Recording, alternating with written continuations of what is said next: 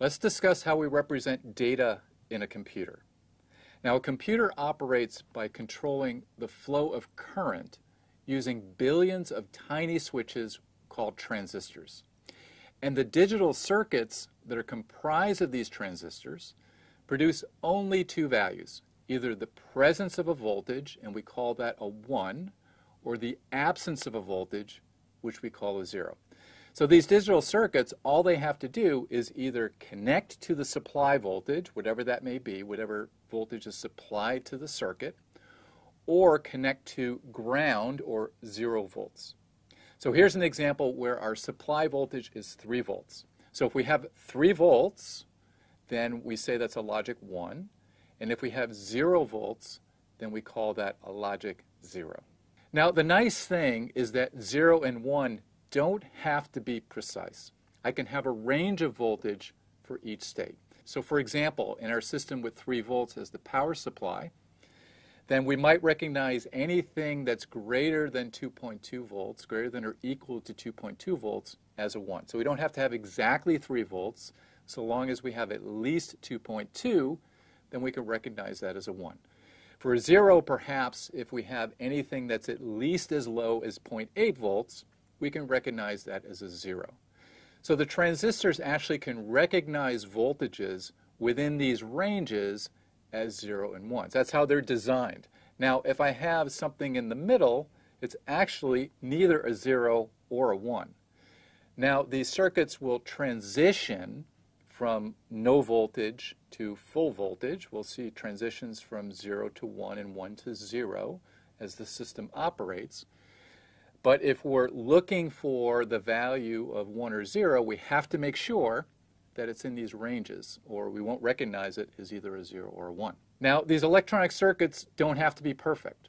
And that's really nice because every digital system is going to have some disturbances, some noise. So it could be that my 3.3 volts gets a little bit of noise, and so it becomes 2.3 volts.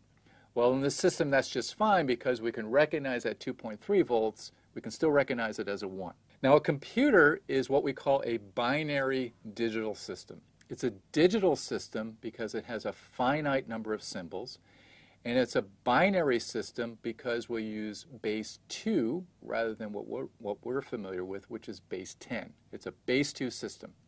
So it only has 2 values or 2 states, 0 and 1. With base 10, we have 10 values for each position. With base 2, we only have 2, 0 and 1. And the basic unit of information is what we call a binary digit, or for short, we call it a bit.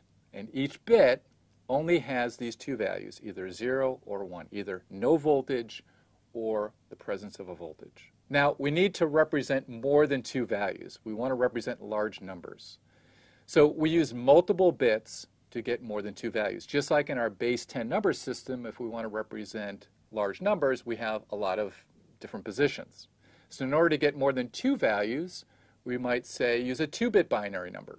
Now, a 2-bit binary number has 4 possible values, 0, 0, 0, 1, 1, 0, and 1, 1.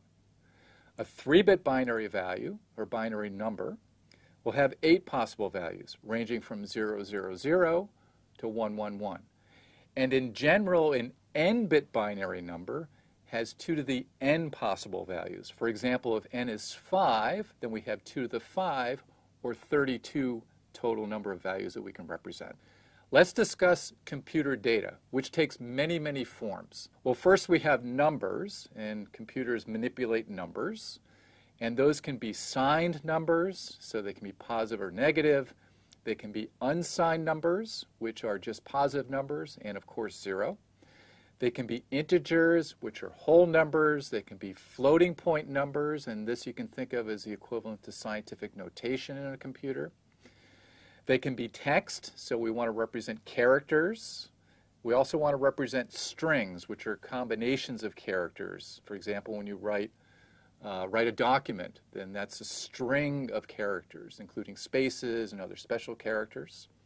We have images. We want to represent pixels. Those are the little dots on your computer screen, which are colored, that represent some color as part of an image. We have shapes and images. And then we have instructions. So all computers run programs, which we'll talk about later in the course, and those programs are comprised of instructions, and this is just a form of computer data. Now, a data type has both a representation as well as operations that we perform on that data type within the computer.